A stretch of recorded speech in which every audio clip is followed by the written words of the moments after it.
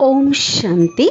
आज मीठे प्यारे बाबा की मधुर ईश्वरी महावाक्य साकार मुरली सुनेंगे 2 जुलाई 24 की।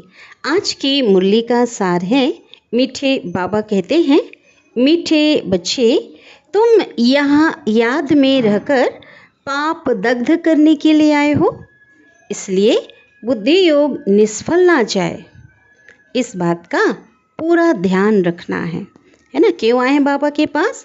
अपने पापों को भस्म करने के लिए। और पाप भस्म कैसे होंगे? बाबा की याद से। इसलिए इस बात का ध्यान रखना है कि हमारा जो बुद्धि योग है वो बेकार नहीं जाए। प्रश्न है, कौन सा सूक्ष्म विकार भी अंत में मुसीबत खड़ी कर देता है? उत्तर है, अगर सूक्ष्म में भी लालच का विकार है तो कोई भी चीज हवच के कारण, हवच माना लालच, इकट्ठी करके अपने पास जमा करके रख दी तो वही अंत में मुसीबत के रूप में याद आती है। इसलिए बाबा कहते हैं, बच्चे अपने पास कुछ भी ना रखो, तुम्हें तो सब संकल्पों को भी समेट कर बाप की याद में रहने की आदत डालनी है। इसलिए देही अभिमानी बनने का अभ्यास करो, है ना। बाबा ने पक्का कराया, लालच बुरी बला है, ठीक है। ओम शांति। बच्चों को रोज रोज बाबा याद दिलाते हैं, देही अभिमानी बनो, आत्म अभिमानी बनो, क्योंकि बुद्धि इधर उधर जाती है। अज्ञान काल में भी कथा सुनते हैं तो बुद्धि क्या होती है? बाहर भटकती है, तो यहाँ भी भटकती है। इसलिए रोज रोज कहते हैं, देही अभिमानी बनो, अपने को आत्मा समझकर चलो। वह तो कहेंगे, हम जो सुनाते हैं उस पर ध्यान दो, धारण करो। शास्त्र जो सुनाते हैं वह वचन ध्यान पर रखो। परंतु यहाँ तो बाबा आत्माओं को समझाते हैं ना कि तुम सब स्टूडेंट देही अभिमानी होकर बैठो। बाबा कहते ऐसा तो कोई भी सत्संग में कोई भी गुरु आदि शास्त्रवादी नहीं कहेंगे ना, जो बाबा कहते हैं। शिव बाबा आते हैं पढ़ाने के लिए, ऐसा कोई कॉलेज नहीं होगा जहाँ पे समझेंगे कि शिव बाबा पढ़ाने आते हैं। ऐसा स्कूल होना ही चाहिए पुरुषोत्तम संगम युग पर। स्टूडेंट बैठे हैं और सभी यह भी समझते हैं कि परम पिता परमात्मा आते हैं हमको पढ़ाने, शिव बाबा आते हैं हमको पढ़ाने। पहली पहली बात यह समझाते हैं कि तुमको पावन बनना है तो मामे एकम याद करो, एक मुझे ही याद करो। परंतु होता क्या है, माया घड़ी घड़ी याद को भुला देती है। इसलिए बाबा खबरदार करते हैं, कोई को भी समझाना है तो भी पहली पहली बात यह समझाओ कि भगवान कौन है। भगवान जो पतित पावन दुख हरता सुख करता है, वह कहाँ है? उनको याद तो सब करते हैं। जब कोई आफतें आती है, आफतें माना मुसीबत समस्याएं, तो कहते हैं भगवान रहम करो। किसको बचाना होता है ना, तो भी कहते हैं, हे भगवान, वो गॉड हमको दुख से लिबरेट करो, छुड़ाओ, मुक्त करो। दुख तो सबको है ना, यह तो पक्का मालूम है। सतयुग को सुखधाम कहा जाता है और कलयुग को दुखधाम कहा जाता है। यह बच्चे जानते हैं, फिर भी क्या होता है? बाबा के होता क्या है? माया भुला देती है। उसका काम ही क्या है? भुलाना। यह याद में बैठने की रस्म भी ड्रामा में है, क्योंकि बहुत हैं। देखो बाबा बता रहे हैं कि याद में बिठाने की रस्म क्यों है, क्योंकि बहुत हैं जो सारा दिन याद ही नहीं करती, 1 मिनट भी याद नहीं करते हैं। फिर उन्हें याद दिलाने के लिए यहाँ बिठाते हैं, है ना, ताकि बैठकर तो कुछ समय याद करे। याद करने की युक्ति बतलाते हैं तो पक्का हो जाए। बाबा की याद से ही हमको सतो प्रधान बनना है। सतो प्रधान बनने की बाप ने फर्स्ट क्लास रियल युक्ति बताई है। फर्स्ट क्लास रियल युक्ति, सच्ची युक्ति बताई है। पतित पावन तो एक ही है ना, वह आकर के युक्ति बताते हैं। उपाय बताते हैं। यहाँ तुम बच्चे शांति में तब बैठते हो जबकि बाबा के साथ योग है। अगर बुद्धि का योग यहाँ वहाँ गया फिर तो शांत में नहीं है, गोया अशांत है। जितना समय यहाँ वहाँ बुद्धि योग गया वो टाइम क्या हुआ, निष्फल हुआ ना, क्योंकि पाप तो कटते नहीं उससे। क्यों, बाबा से बुद्धि योग नहीं है। दुनिया तो यह नहीं जानती कि पाप कैसे कटते हैं। यह बड़ी महीन बातें हैं। बाबा ने कहा है मेरी याद में बैठो। तो जब तक याद की तार जुटी हुई है बाबा से, बुद्धि योग की तार बाबा से जुटी हुई है, उतना समय सफलता है। जरा भी बुद्धि इधर उधर गई तो वह टाइम वेस्ट हुआ, निष्फल हुआ ना। बाप का डायरेक्शन है ना कि बच्चे मुझे याद करो। अगर याद नहीं किया तो निष्फल हुआ ना, कोई फल की प्राप्ति नहीं हुई। इससे क्या होगा, क्वेश्चन मार्क है। तुम जल्दी सतो प्रधान नहीं बनेंगे, फिर तो आदत पड़ जाएगी, है ना। बार बार बाबा को बोलने की क्या हो जाएगी, आदत पड़ जाएगी और यह होता रहेगा। आत्मा इस जन्म के पाप तो जानती है। भल कोई कहते हैं हमको याद नहीं है, परंतु बाबा कहते हैं 3-4 वर्ष से लेकर सब बातें याद रहती है। शुरू में इतने पाप नहीं होते हैं जितने बाद में होते हैं। दिन प्रतिदिन क्रिमिनल आई होती जाती है। दृष्टि क्या हो जाती, पतित विकारी बन जाती। त्रेता में 2 कला कम होती है। चंद्रमा की 2 कला कितने में कम होती है ना, धीरे धीरे कम होती जाती है ना। फिर 16 कला संपूर्ण भी चंद्रमा को कहा जाता है, सूर्य को नहीं कहते हैं। चंद्रमा की है 1 मास की बात, है ना, 15 दिन की अमावस्या और कहते ना फिर पूर्णिमा, 1 मास की बात है। यह फिर है कल्प की बात। यहाँ पे कौन सी बात है, 5000 वर्ष की बात है। दिन प्रतिदिन नीचे उतरते ही जाते हैं, फिर याद की यात्रा से ऊपर चढ़ सकते हैं। फिर तो दरकार ही नहीं है जो हम याद करें और ऊपर चढ़ें। कहाँ, सतयुग में, है ना। अभी जब हम ऊपर चढ़ जाएंगे फिर वहाँ पे तो बाबा को याद करने की ज़रूरत नहीं है, क्योंकि हम वहाँ तो प्रारब्ध में हैं, सतो प्रधान हैं। सतयुग के बाद फिर उतरना है। सतयुग में भी याद करें तो क्या होगा, बहुत अच्छी पॉइंट आ रही है। बाबा कहते हैं सतयुग में भी याद करें तो क्या हो, नीचे उतरे ही नहीं। फिर ड्रामा कैसे होगा, है ना। ड्रामा अनुसार उतरना ही है तो याद ही नहीं करते, उतरना भी ज़रूर है। फिर याद करने का उपाय बाबा ही बतलाते हैं, क्योंकि सबको ऊपर जाना है ना, घर वापिस जाना है। संगम परी बाबा आकर के सिखलाते हैं कि अब चढ़ती कला शुरू होती है, हमको अपने फिर से सुखधाम में जाना है। तो शिव बाबा कहते हैं अब उस सुखधाम में जाना है तो मुझे याद करो। मेरी याद से ही तुम्हारी आत्मा सतो प्रधान बन जाएगी। तुम दुनिया से निराले हो, कह रहे हैं बाबा। संगम युग निराला, बाबा निराला, और बाबा कहते तुम बच्चे भी क्या हो, निराले हो।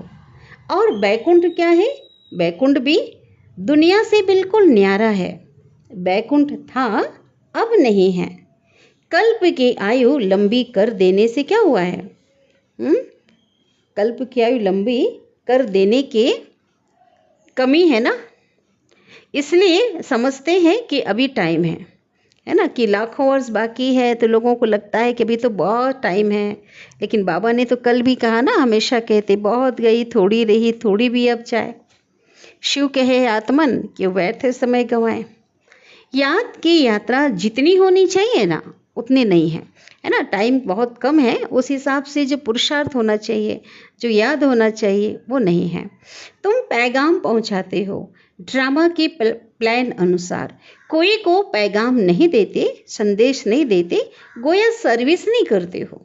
सारी दुनिया में पैगाम तो पहुंचाना है ना, कि बाप कहते हैं मामे कम याद करो। गीता पढ़ने वाले जानते हैं एक ही गीता शास्त्र है जिसमें यह महावाक्य है, परंतु उसमें श्री कृष्ण भगवानुवाच लिख दिया है। तो याद किसको करें फिर, क्योंकि जानते नहीं ना गीता का भगवान किसका नाम लिखा, गीता ज्ञान सुनकर जिसने उस पद को प्राप्त किया उसका नाम लिखा। शिव की भक्ति तो करते हैं परंतु यथार्थ ज्ञान नहीं है जो श्रीमत पर चले। इस समय तो तुमको मिलती है ईश्वरीय मत, इनके पहले क्या थी? मानव मत। दोनों में रात और दिन का फर्क है, क्योंकि मानव मत कहती है ईश्वर सर्वव्यापी है, ईश्वर की मत कहती नहीं। बाप कहते हैं मैं आया हूँ स्वर्ग की स्थापना करने, तो जरूर यह नर्क है ना। यहाँ 5 विकार सब में प्रवेश है, विकारी दुनिया है, तब तो मैं आता हूँ निर्विकारी बनाने के लिए। जो ईश्वर के बच्चे बने उनके पास विकार तो हो नहीं सकते। रावण का चित्र 10 शीश वाला दिखाते हैं ना। कभी कोई कह ना सके कि रावण की सृष्टि निर्विकारी है। कोई कह सकते हैं क्या? विकारी सृष्टि का ही नाम क्या है? रावण। तुम जानते हो अभी रावण राज्य है, सभी में 5 विकार, स्त्री और पुरुष दोनों के अंदर काम क्रोध मोह लोभ अहंकार है। सतयुग में है राम राज्य, वहाँ कोई भी विकार नहीं है।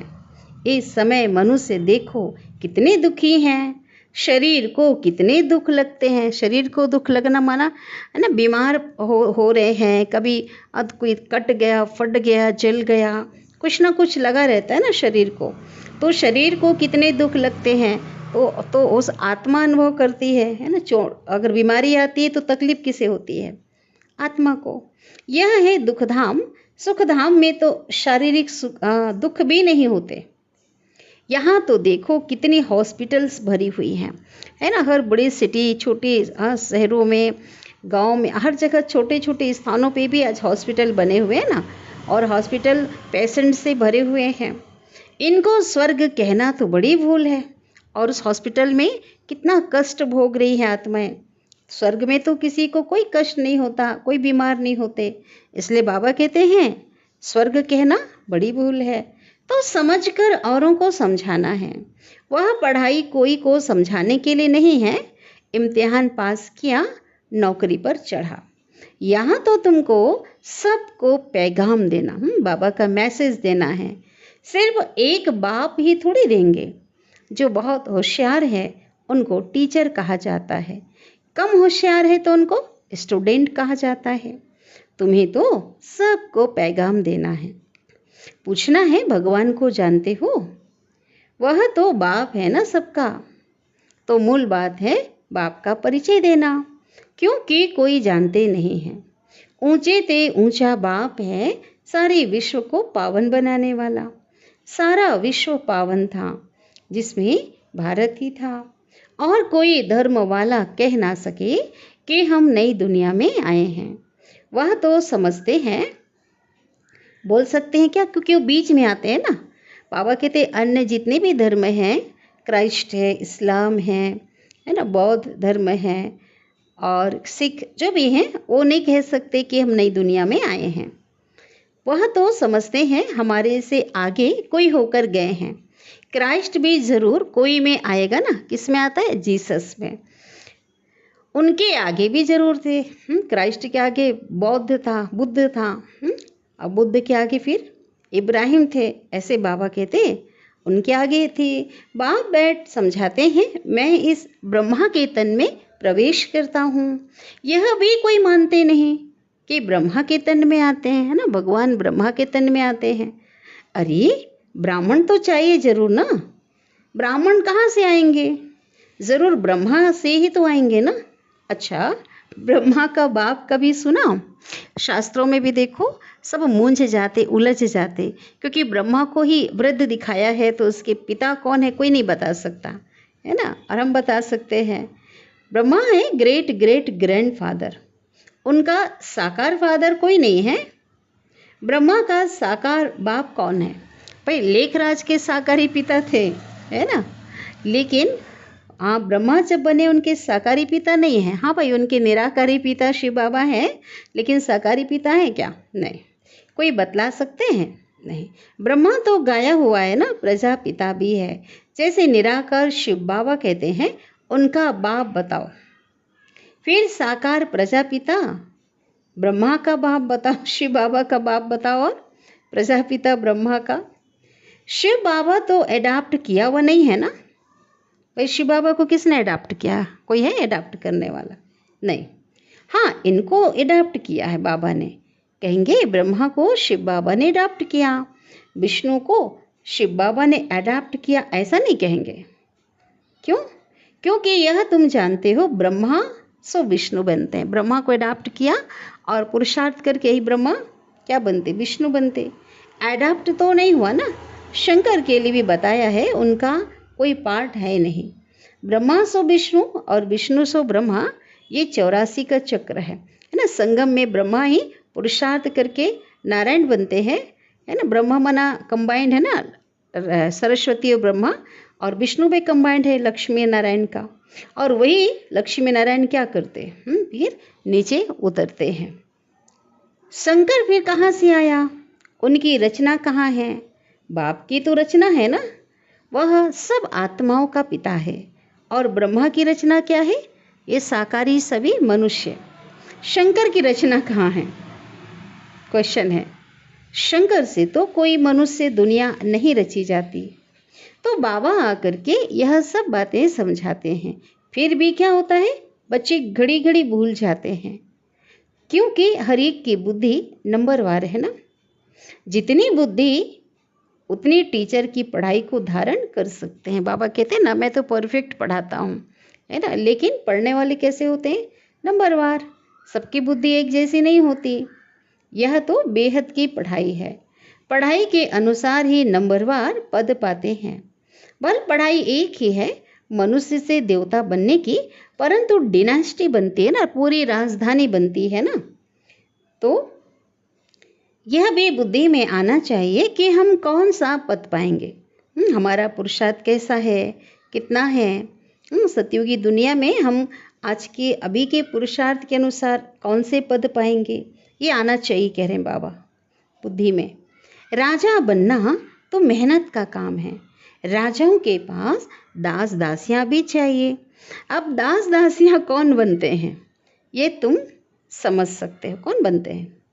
जो ठीक से पुरुषार्थ नहीं करते, पढ़ाई नहीं पढ़ते। नंबरवार पुरुषार्थ अनुसार हर एक को, जो राजाएं होंगे, इतनी गद्दियाँ चलेगी, है ना, हर एक को दास दासियाँ मिलती होगी ना। तो ऐसा नहीं पढ़ना चाहिए जो जन्म जन्मांतर दास दासी बने, क्योंकि बना बनाया ड्रामा है। अगर अभी पुरुषार्थ नहीं किया, अभी कम पद मिला, दास दासी बने तो हमेशा के लिए फिक्स हो जाएगा। इसलिए बाबा कहते ऐसा पढ़ाई मत पढ़ो कि जन्म जन्मांतर दास दासी बनो। पुरुषार्थ करना है ना, करना क्या है? ऊंचा बनने का। तो सच्ची शांति बाबा की याद में है। जरा भी बुद्धि इधर उधर गई तो टाइम वेस्ट होगा, कमाई कम होगी, सतो प्रधान बन नहीं सकेंगे। यह भी समझाया है कि हाथों से काम करते रहो और हाथ काटे और दिल याद दे, और दिल से बाबा को याद करो। शरीर को तंदुरुस्त रखने के लिए घूमना फिरना ये भी भल करो, परंतु बुद्धि में बाप की याद रहे। अगर साथ में कोई हो तो झरमुई झगमुई नहीं करना है ना। अगर चलो घूम फिर रहे हो, कोई ना कोई अगर आपके साथी हैं, है ना, तो बाबा के तो इसके साथ यहाँ वहाँ के निंदा पर चिंतन की बातें शुरू मत कर देना। यह तो हर एक की दिल गवाही देती है। बाबा समझा देते हैं, ऐसी अवस्था में चक्कर लगाओ, घूमना है जो भी है, कि कहीं भी जो है सावधानी देते ऐसी कोई बात आपस में ना हो। पादरी लोग जब जाते हैं, है ना, पादरी कौन? क्रिश्चियन धर्म के जो होते हैं ना, हेड होते हैं, जो उसको फादर कहते हैं, वो पादरी तो एकदम शांत में रहते हैं। तुम लोग ज्ञान की बातें सारा समय तो नहीं करेंगे ना, तो जबान को शांत में लाकर शिव बाबा की याद में रेस करनी चाहिए। जैसे खाने के समय बाबा कहते हैं, याद में बैठकर खाओ, अपना चार्ट देखो। बाबा अपना तो बताते हैं ना कि हम भल जाते हैं। ब्रह्मा बाबा साकार में क्या करते थे? अपना एग्जाम्पल देते थे, अपना अनुभव सुनाते थे कि हम जब जाते हैं, कोशिश करता हूँ, बाबा को कहता हूँ, हाँ बाबा हम पूरा समय याद में रहूँगा। आप हमारी मन आपस में रू रिहान चलती थी शिव बाबा के साथ कि आप हमारी खांसी क्या कर दो, बंद करो, शुगर कम करो। इसे पता चल रहा है ना कि बाबा को जैसे मुरली चली, खांसी तो बाबा को आती रहती थी बीच बीच में, शुगर भी था बाबा को, ठीक है। तो बाबा से कहते थे कि आप क्या करो, मेरी शुगर कम करो और खांसी को बंद करो। अपने साथ जो मेहनत करता हूँ वह बताता हूँ, परंतु मैं खुद ही भूल जाता हूँ, तो खांसी कैसे कम हो। बहुत बड़ी बात है कि मैं बाबा से तो कह रहा हूँ मेरी खांसी कम करो, मेरी शुगर कम करो, तो ब्रह्मा बाबा अपना अनुभव सुना रहे हैं कि मैं खुद ही बाबा को याद करना भूल जाता हूँ, तो खांसी कैसे कम हो, क्योंकि खांसी भी क्या है, हिसाब किताब है। तो जो बातें बाबा के साथ करता हूँ ना, वह मैं सुनाता हूँ, सच सुनाता हूँ। बाबा बच्चों को बता देते हैं, बच्चे बाप को नहीं सुनाते, है ना। ब्रह्मा ने भी हर कुछ अपना बाबा शेयर करते थे अपने पुरुषार्थ के बारे में, अपनी स्थिति अवस्था के बारे में, लेकिन बच्चे नहीं सुनाते, लज्जा आती है। बाबा कहते झाड़ू लगाओ, खाना बनाओ, तो भी शिव बाबा की याद में बनाओ तो ताकत आएगी।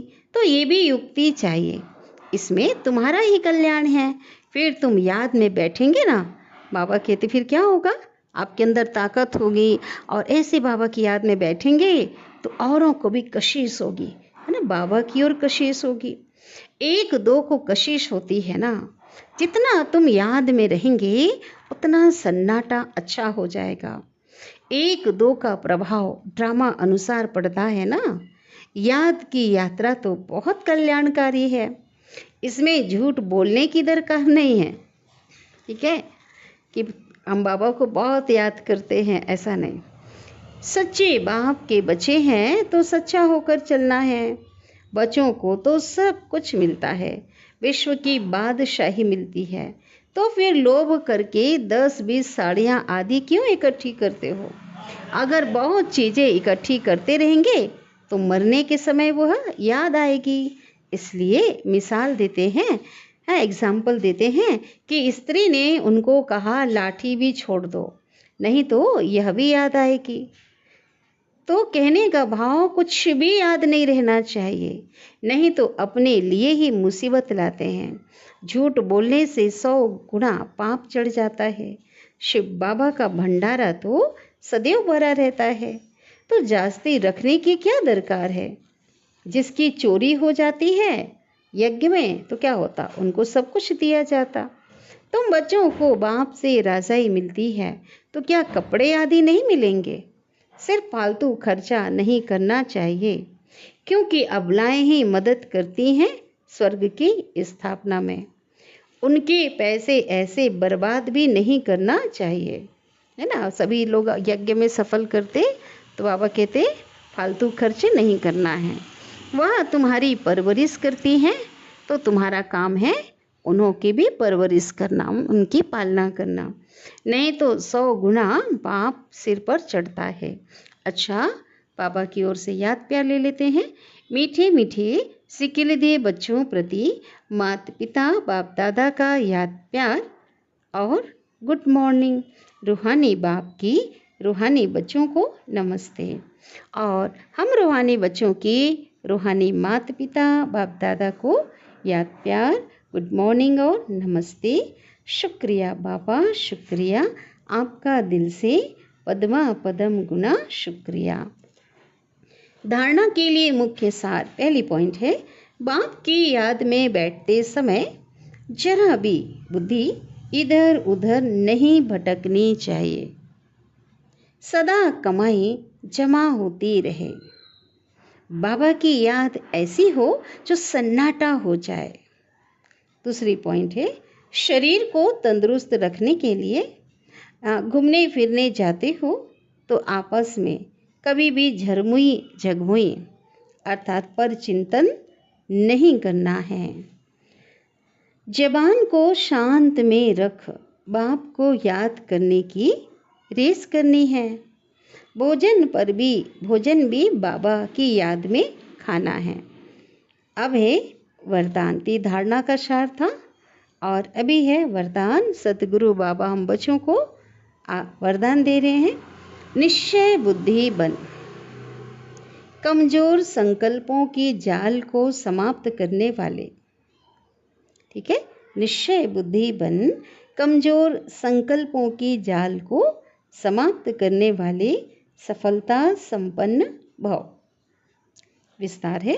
अभी तक मेजॉरिटी बच्चे कमजोर संकल्पों को स्वयं ही इमर्ज करते हैं, है ना। बाबा ने अधिक से अधिक बच्चों को क्या देखा, कमजोर संकल्पों को कोई और नहीं लाता, खुद ही क्या करते, इमर्ज करते हैं।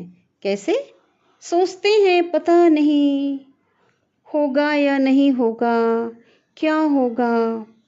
तो यह कमजोर जो संकल्प है वह दीवार बन जाते हैं और सफलता उस दीवार के अंदर छिप जाती है। माया कमजोर संकल्पों की जाल बिछा देती है, ठीक है, और उसी जाल में फंस जाते हैं। इसलिए मैं निश्चय बुद्धि विजयी हूँ, सफलता मेरा जन्म सिद्ध अधिकार है। यह स्मृति में रखो। बाबा कहते इस स्मृति में रहना है। तो इस स्मृति से क्या होगा? कौन सी स्मृति? सभी पक्का करें। मैं निश्चय बुद्धि विजयी हूँ और सफलता मेरा जन्मसिद्ध अधिकार है। तो इस स्मृति से कमजोर संकल्पों को समाप्त कर सकते हो। बाबा कहते समाप्त कर दो। आज का स्लोगन है, तीसरा ज्वालामुखी नेत्र खुला रहे तो माया शक्तिहीन बन जाएगी। अब तीसरा नेत्र कौन सा है? बुद्धि का नेत्र है ना, ज्ञान चक्षु है। तो खुला रखना मीन्स हमेशा देही अभिमानी स्थिति। जब सदा देही अभिमानी स्थिति हो जाएगी, हम आत्म स्मृति में रहेंगे, तो क्या होगा? परमात्मा की याद बनी रहेगी, है ना। परमात्मा से अटूट संबंध होगा, तो क्या होगा? माया वार नहीं कर सकती। बाबा की याद से ही तो क्या होगा? माया प्रभावहीन हो जाएगी, शक्तिहीन हो जाएगी। तो तीसरा ज्वालामुखी का जो कनेक्शन है ना, योग से है ना। जब बुद्धि योग एक बाबा से होगा, सदैव होगा, तो क्या होगा? माया शक्तिहीन बन जाएगी। तो बहुत मीठी प्यारी बाबा की मुरली हमने सुनी। अच्छा, ओम शांति।